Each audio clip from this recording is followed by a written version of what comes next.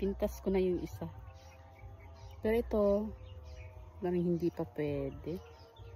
Although sabi nila, pag napuraw na daw, pwede na. Kaya lang, parang hindi pa eh. Kasi ito, mas malaki oh. Tasin ko na itong isa. Ito, pitasin na natin. Ito. Pitas. Pitasin ko na to. Pitasin na natin. Ayun.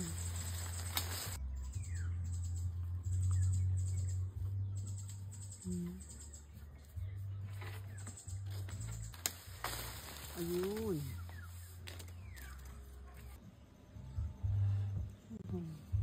Ganito na siya kadilaw oh. Ready na siya pahinugin. Yan. Diba na siya. Yay! Excited!